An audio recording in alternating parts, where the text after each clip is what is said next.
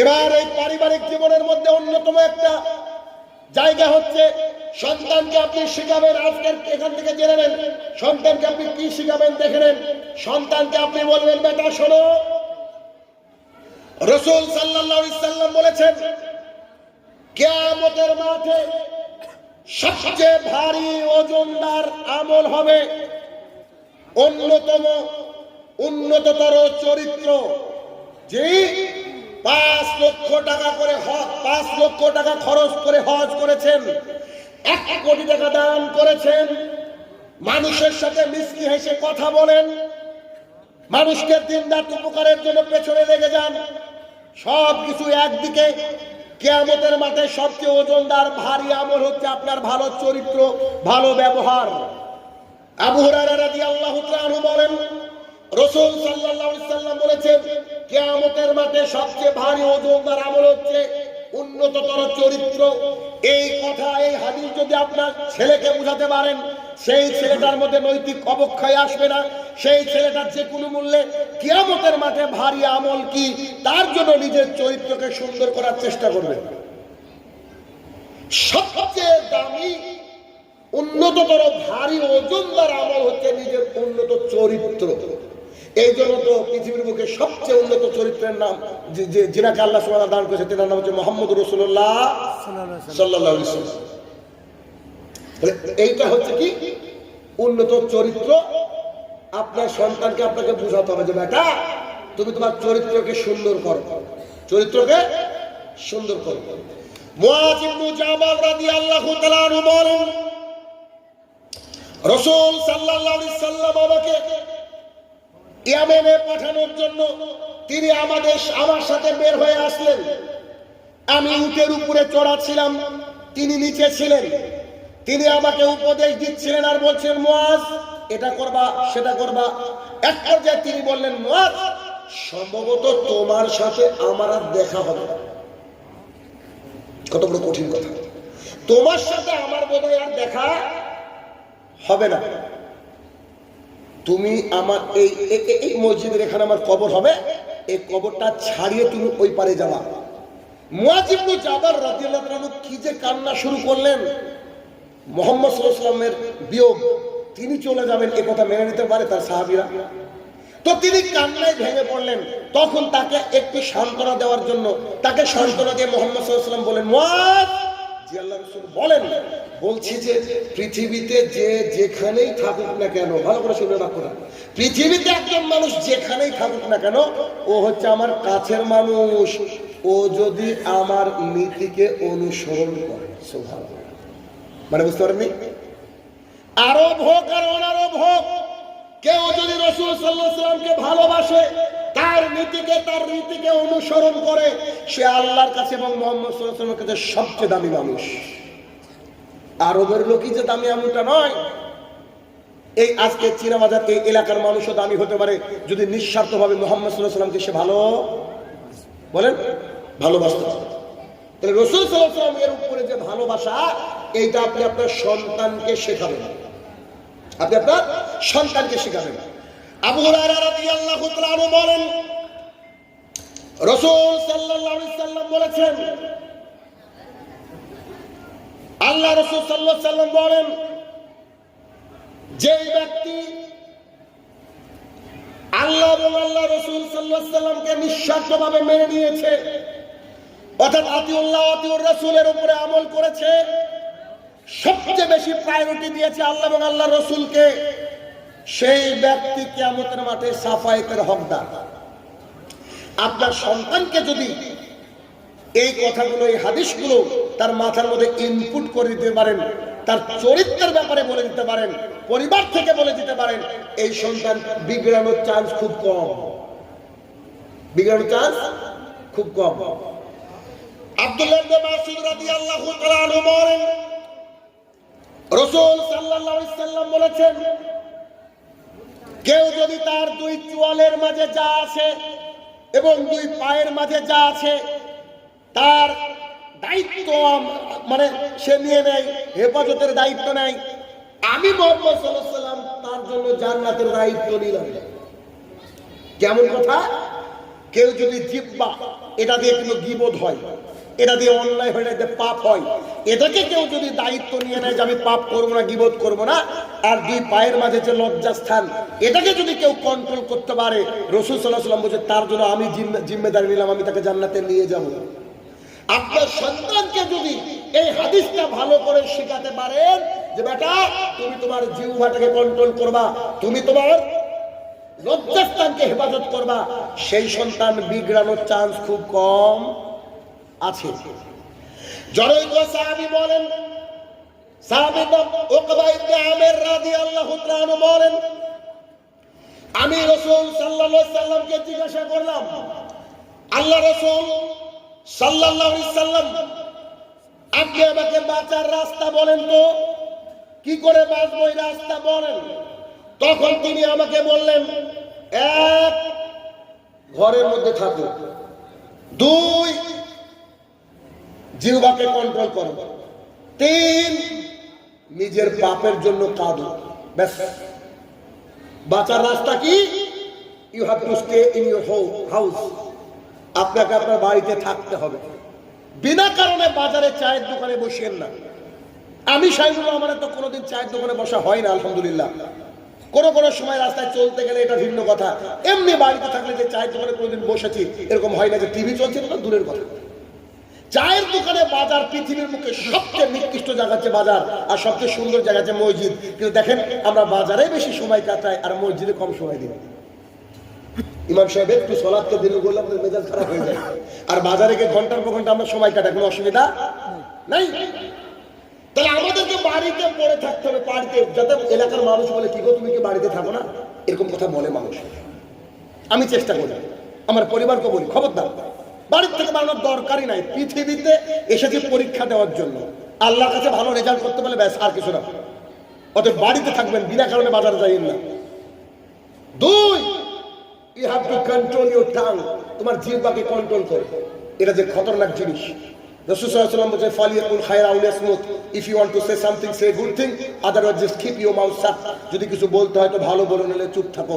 আমাদের বিরুদ্ধে কত মানুষ ফেসবুকে বলেন তো আমি কি লিখতে পারিনি, আল্লাহ কি দুটো হাত দেয়নি? বলেন আমরা কি বলতে পারিনি? বলতে পারি বলে তো আপনি ডেকেছেন আমাকে, বলতে পারি বলে তো আপনারা নিচে আমাকে উপরে রেখেছেন, ঠিক না? তো বলতে পারি তো আমরা, তাও তাদের বিরুদ্ধে বলি না। কত মানুষ যে গালি দিল, কত মানুষ যে উল্টো কটু কথা বলছে, তারপরেও আমরা চুপ করে যাই কেন? আল্লাহ সুবহানাহু ওয়া তাআলা আছে। আর কেন চুপ করে জানেন? এ দেখেন, চুপ করার আপনি দলিল নিয়ে নেন। এই হাদিসটা একটু পরে বলছি, দলিলটা নিয়ে নেন। দেখেন, আবু বকর সিদ্দিক রাদিয়াল্লাহু তাআলা দাঁড়িয়ে আছেন, রাসূল সাল্লাল্লাহু আলাইহি ওয়াসাল্লাম বসে আছেন। একজন ব্যক্তি এসে আবু বকরকে গালি দিতে শুরু করলো। আবু বকরকে খুব গালি দিচ্ছে। যখন আবু বকরকে গালি দিচ্ছে রাদিয়াল্লাহু তাআলা, তখন রাসূল সাল্লাল্লাহু আলাইহি ওয়াসাল্লাম বসে বসে হাসছে। আচ্ছা বলেন তো, আপনাকে কেউ এসে গালি দিল আর আপনার প্রিয় বন্ধু হাসছে, মেজাজ কি গরম হবে কি হবে না? লোকটা আরো বেশি গালি দিচ্ছে আবু বকর রাদিয়াল্লাহু তাআলাকে, রাসূল সাল্লাল্লাহু আলাইহি ওয়াসাল্লাম বসে হাসছে, মিসকি মিসকি হাসছে। তখন আবু বকর রাদিয়াল্লাহু তাআলার মেজাজ খুব গরম হয়ে গেল। আরে একে কিছু বলি না তাই গালি দিচ্ছে মানে? আবু বকর রাদিয়াল্লাহু তাআলা উঠে তাকে বলতে লাগলেন, তোমার এত বড় সাহস, তুমি গালি দাও মানে? আবু বকর একটু চড়া হয়ে কথা বলতে লাগলো। রাসূল সাল্লাল্লাহু আলাইহি ওয়াসাল্লাম মুখটা ম্লান হয়ে গেল, তিনি সেখান থেকে উঠে চলে গেলেন। আবু বকর রাদিয়াল্লাহু তাআলা তাকে ভৎসনা করা থামিয়ে দিয়ে রাসূল সাল্লাল্লাহু আলাইহি ওয়াসাল্লামের পেছনে গিয়ে বলছেন, আমার পিতামাতা আপনার উপরে কুরবান হোক। ঘটনা কি? আরে ও যখন গালি দিচ্ছিল আপনি হাসছিলেন, আর আমি যখন বলা শুরু করলাম আপনি উঠে চলে আসলেন, আপনি রাগ করলেন। ঘটনা কি? তখন বলছে, আবু বকর তুমি শোনো, তোমাকে যখন ও গালি দিচ্ছিল তখন তোমার তরফ থেকে জবাব দিচ্ছিল ফেরেশতা। বুঝতে পারলেন? তোমার তরফ থেকে জবাব দিচ্ছিল কে? ফেরেশতা। আমি বসে বসে দেখছিলাম ফেরেশতার জবাব দিয়াটা, যে সে কত সুন্দর জবাব দিতে পারে। যখন তুমি জবাব দেওয়া শুরু করলা, ফেরেশতা চলে গেল, আর ওখানে শয়তান আসলো। আর যেখানে শয়তান থাকে সেখানে মুহাম্মদ সাল্লাল্লাহু আলাইহি ওয়াসাল্লাম থাকে না। কত মানুষ আমার কাছে এখনো মেসেজ আছে যে আপনাকে না বুঝে কত গালি দিয়েছি ভাই, বা স্যার আপনাকে গালি দিয়েছে, আপনি আমাকে ক্ষমা করে দেন। আমি বললাম যে এটা বলা লাগে না, আমি রাতে ঘুমানোর আগে ক্ষমা করে ঘুমাই মানুষকে। এটা আমার বৈশিষ্ট্য। কারণ ওই তোমার ভাই যে গালি দিয়েছে, বুঝলেন, সে কোনো না কোনো একদিন ভুল বুঝতে পারবে। এমনও লোককে আমি চিনি যে আমাকে ওই আপনার স্টেজে বক্তৃতা দেওয়ার কারণে সেদিন খাওয়া জুটেনি আমার। আমি আর রাহুল ছিলাম, রাহুলের বক্তৃতা আগে হয়ে গেছে। আমি যখন বক্তৃতা দিয়ে শুরু করেছি পুরো দর্শককে খেপিয়ে দিয়েছে, আমাকে মারের জন্য প্রস্তুত। আমি গাড়ি চড়ে পালিয়ে এসেছি। পরের বছর সেই লোক আবার কমিটিকে ধরে বলেছে শাহিনুর রহমানকে বলো সেজন্য আমাকে ক্ষমা করে দেয়। আমি ভুল বুঝতে পেরেছি, তার হাদিস সঠিক ছিল। ফেরেশতা জবাব দেয়। আগের হাদিসে আসে, 2 you have to control your tongue, তুমি তোমার জিহ্বাকে কন্ট্রোল করো। যখন আপনাকে সবাই গালি দিচ্ছে, কটু কথা বলছে, বিরুদ্ধে অপবাদ দিচ্ছে, শুধু মুখটা তুলে আকাশে আল্লাহর দিকে বলেন, আল্লাহ তুমি তো দেখছো। বাংলাদেশের একজন আলেম, যিনি আল্লাহ জিম্মেদারিতে চলে গিয়েছেন, পৃথিবীর এমন কোন বাংলাভাষী লোক নয় তাকে চিনেন না, নিশ্চয়ই বুঝতে পারছেন কার কথা বলছি। স্বৈরাচারী শাসকের জন্য তিনি এরকম করে আকাশের দিকে তাকে যেন কি বলেছিলেন, আল্লাহ সুবহানাহু ওয়া তাআলা আমাদের চোখের সামনে দেখালেন যে মাজলুম যদি কোনো দোয়া করে সেই দোয়া ফেরত দেওয়া হয় না। আজকে তার বাসস্থানে হারিয়ে গেছে। বুঝতে পারছেন ভাইরা আমার, জুলুম কারোর উপরে করেন না। এই জিহ্বা খুব কঠিন একটা জিনিস। আপনার এই মুখের কথার মাধ্যমে যদি কারোর গভীর রাতে 2 ফোঁটা চোখের পানি ঝরে যায়, অথবা আড়ালে আবদালে যদি আপনার কথায় কষ্ট পেয়ে কেউ কাঁদে কিংবা কষ্ট পায়, তাহলে এই পাপের বোঝা বহন করা আপনার জন্য খুব কঠিন হয়ে যাবে। কিয়ামতের মাঠ খুব জটিল এবং কঠিন হয়ে যাবে। সো আপনার মুখকে কন্ট্রোল করতে হবে, বাঁচার রাস্তা।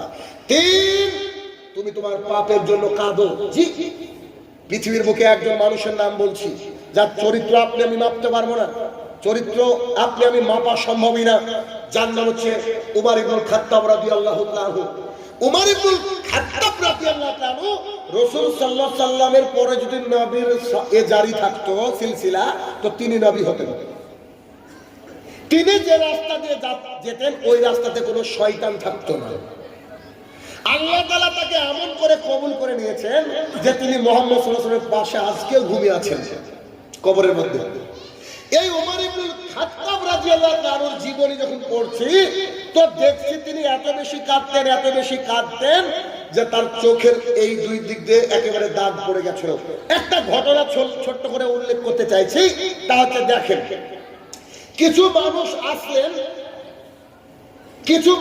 আসলেন উমর ইবনুল খাত্তাব রাদিয়াল্লাহু তাআলার সাথে দেখা করবেন এবং যাকাতের সম্পদ দিবেন বাইরে থেকে। তো তিনারা এসে দেখলেন যে অনেক রাত, এত রাতে আমিরুল মুমিনিনের বাড়িতে যাব, তার ডিস্টার্ব হবে। যাত্রার বাড়িতে কলিং বেল দেন না যখন সময়, তো এত রাত ডিস্টার্ব হবে। সকালবেলায় ফজরের সালাতের সময় সালাত আদায় করব, আমিরুল মুমিনের হাতে সম্পদটা দিয়ে চলে যাব, যাকাতের সম্পদ। তো তিনারা মসজিদের মধ্যে ঢুকলেন, 2 রাকাত সালাত আদায় করে শুয়ে পড়বেন মসজিদে। তখন তো আমাদের মতো লাইটিং এর ব্যবস্থা ছিল না, তো একটা দীপ করে কোনো একটা দীপ বা বাতি কিছু জ্বলছিল। হঠাৎ করে তারা ঢুকে চুপ হয়ে গেলেন। কেন? মসজিদের একটা কোনায় বসে একজন মানুষ চিৎকার করে, মানে ওই লেভেলের চিৎকার নয় যে লেভেলে পড়ার ডিস্টার্ব হয়, তিনি মসজিদের মধ্যে একান্তে আল্লাহর কাছে কাঁদছেন আর বলছেন, আল্লাহ তুমি যদি ক্ষমা না করো আমাকে কে ক্ষমা করবে? কথা বুঝতে পারছি? তুমি যদি ক্ষমা না করো আমাকে কে ক্ষমা করবে? আল্লাহ আমি খুব পাপী মানুষ, তুমি আমাকে ক্ষমা করে দাও।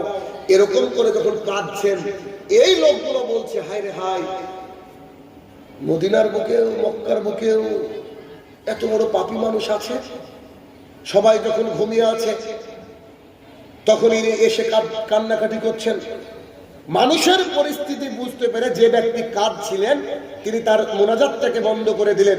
মানে কেউ এসেছে হয়তো আতিথেয়তা করতে হবে, তাই তিনি মোনাজাতকে বন্ধ করে দিয়ে যখন এদের সাথে সাক্ষাৎ করতে আসলেন, দেখলেন তিনি আর কেউ নন, স্বয়ং ওমর ইবনুল খাত্তাব রাদিয়াল্লাহু আনহু।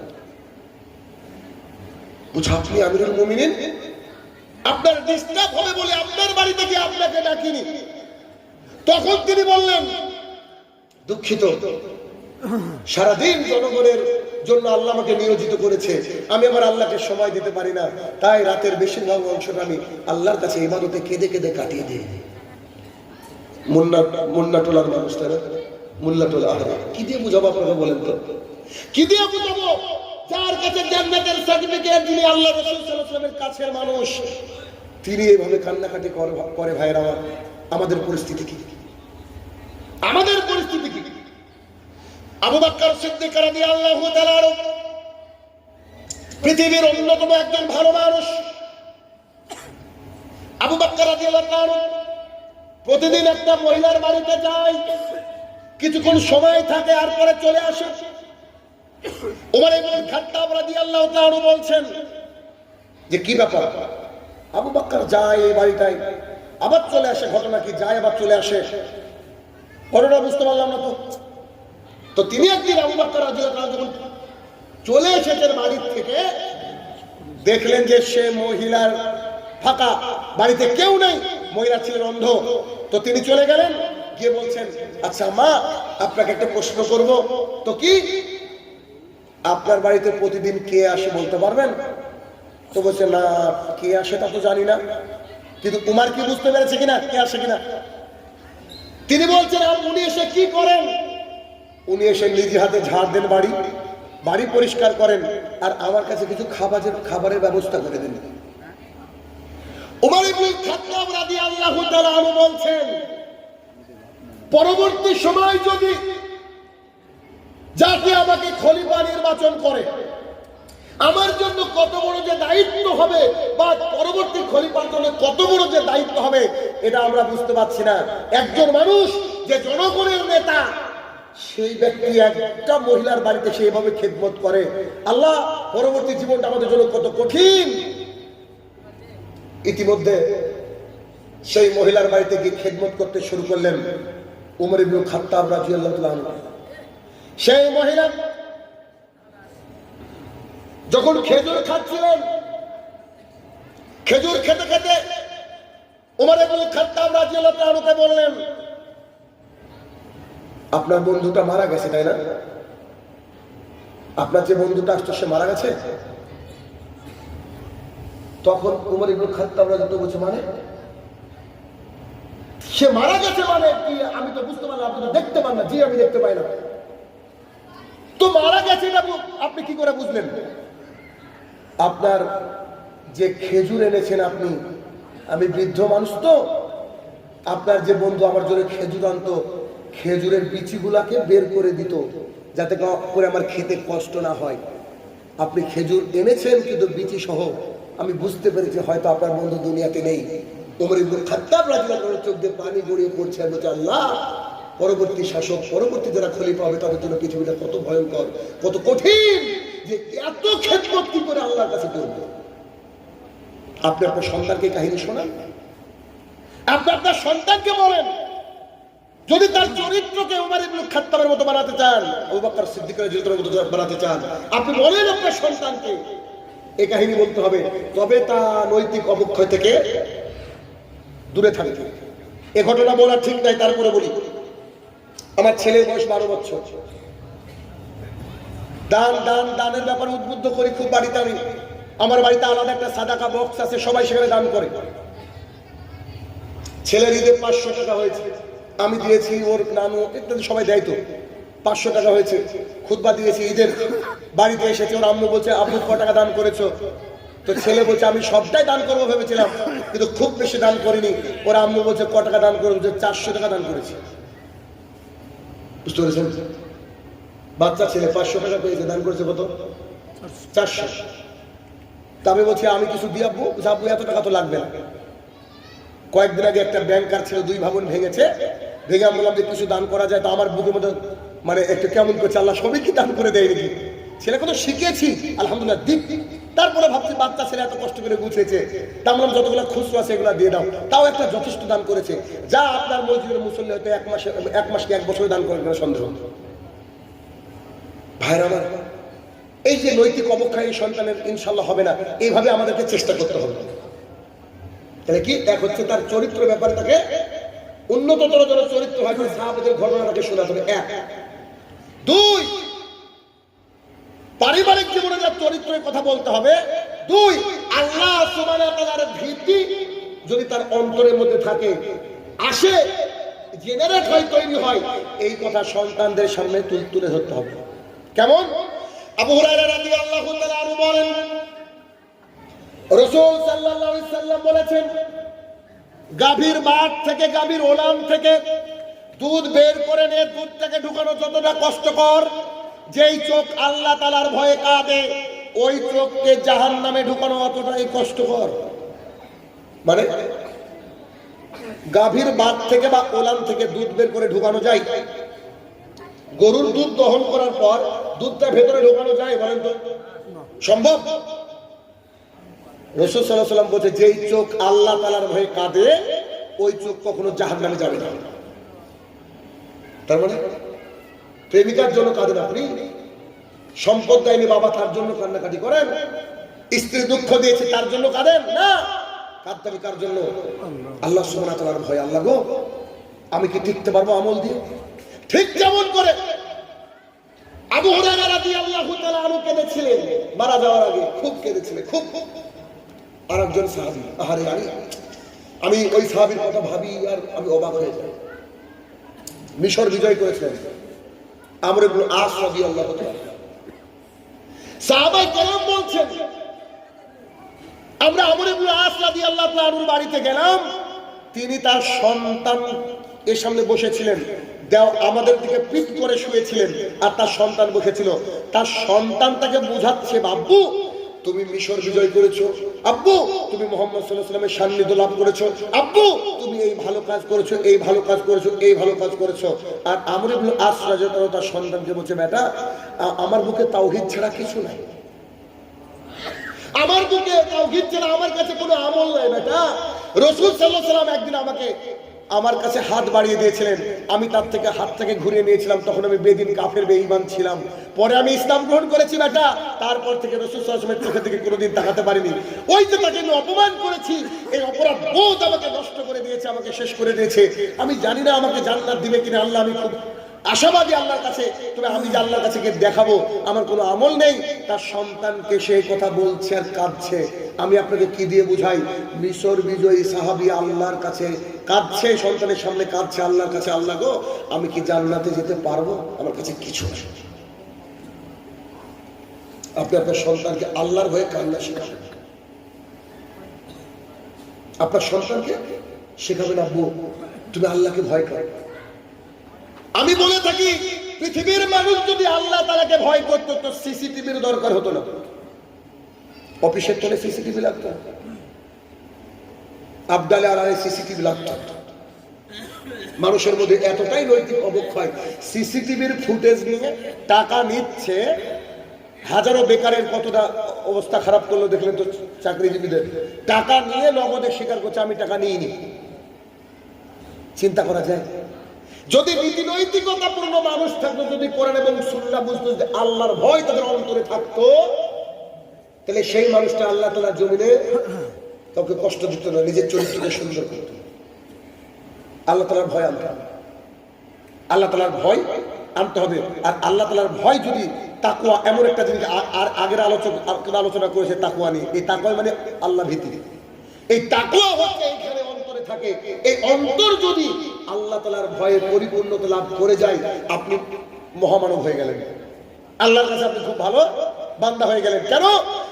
মুয়াজ্জিন দেখেন পৃথিবীর মুখে সবচেয়ে আরামের জিনিস হচ্ছে ঘুম। ঘুম না আরামের জিনিস কি? ঘুম। অথচ মুয়াজ্জিন আপনাকে ভোরের বেলায় বলছে আসসালাতু খায়রুম মিনান নাওম, ঘুমের চেয়ে নামাজ উত্তম, আসো নামাজে আসো। যতই বরফ পড়ুক না কেন, শীত পড়ুক না কেন, গরম পড়ুক না কেন, তোমাকে মসজিদে আসতে হবে। কেন? আমরা মসজিদে গেলে টাকা পাই না, আমরা মসজিদে গেলে আল্লাহ তাআলার যে তাকওয়া, এই তাকওয়াটা আপগ্রেড হয়। অর্থাৎ আল্লাহ তাআলার ভয়ে আমরা সালাত আদায় করি, আল্লাহ তাআলার ভয়। আজকে আমাদের নেতারা যদি আল্লাহ তাআলাকে ভয় করতো, তাহলে সেই নেতা ঘুষ নিত না।